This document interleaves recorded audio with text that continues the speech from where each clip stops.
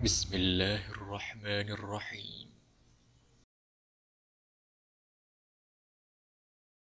Lanjutkan ya. Jadi pada surat terakhir atau dua surat terakhir dari Al-Quran itu isinya adalah permohonan perlindungan. Permohonan perlindungan dari apa? Pada dasarnya kita mohon perlindungan kepada Allah itu dari perkara yang kita tidak sanggup untuk mengatasinya. Tenaga kita, kemampuan kita, potensi yang ada pada diri kita itu nggak sanggup untuk mengatasinya.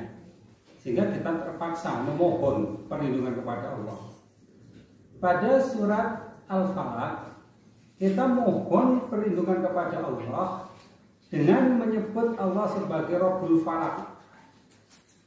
Rabbul Falaq artinya adalah Rabb yang menguasai subuh. Dan Allah kita sebut sebagai Rabbul Falaq, penguasa, pengatur dari waktu subuh tersebut. Kemudian kita tujukan untuk apa? Mohon perlindungan itu. Kita mohon perlindungan kepada Allah dari perkara-perkara yang kita tidak sanggup untuk mengatasinya, dari perkara-perkara yang kita tidak sanggup untuk melindungi diri kita. Di antaranya adalah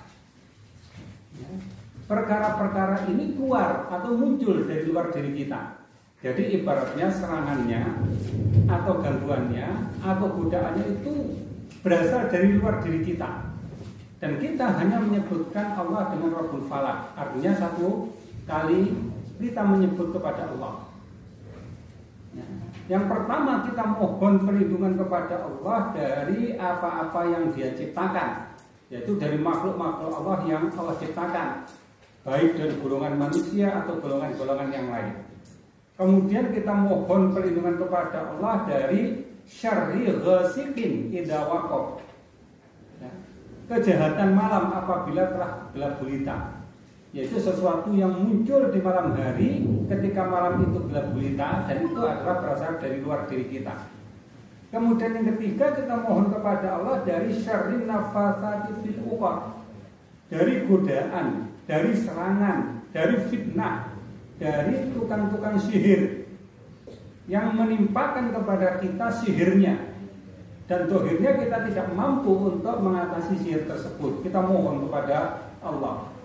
Dan yang terakhir dari kejahatan orang-orang yang dengki apabila telah dengki.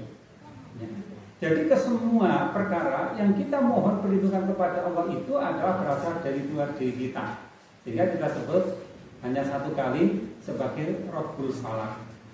Nah, kemudian di dalam surat An-Nas ini Allah kita sebut dengan 3 kali sebutan. Nah, ibaratnya kita menyebut Allah dengan 3 kali sebutan itu, kita mohon perlindungan kepada Allah ya, dengan kelipatan 3. Artinya 3 kali mohon perlindungan kepada Allah. Yang berarti bahaya ya, yang ada pada surat An-Nas ini lebih besar daripada bahaya yang disebutkan oleh Allah di dalam surat Al-Falaq. Walaupun jenisnya lebih banyak di dalam surat Al-Falaq. Di dalam Al-Falaq kita sebutkan tadi ada beberapa jenis, mulai dari makhluk Allah, kejahatan malam apabila telah gelap gulita, dari kejahatan tukang-tukang sihir yang meniupkan pada buhul-buhul, dan kejahatan orang-orang yang dengki apabila dia telah dengki. Jadi ada 4 macam gangguan, godaan yang kita mohon kepada Allah agar Allah melindungi pada kita. Sementara di dalam surat An-Nas ini kita hanya mohon perlindungan kepada Allah dari satu perkara, tetapi permohonannya itu 3 kali. Kita lipat gandakan 3 kali. Yang mana ini berarti bahwa godaan yang disebutkan di dalam surat An-Nas ini lebih berbahaya daripada godaan yang disebutkan di dalam surat Al-Falaq. Nah, sedangkan dalam surat An-Nas ini satu macam godaan, tetapi munculnya di dalam diri kita. Ibaratnya jika musuh itu berasal dari luar, itu lebih mudah bagi kita untuk mengatasinya. Tetapi jika musuh itu berasal dari dalam, maka sulit bagi kita untuk mengatasinya.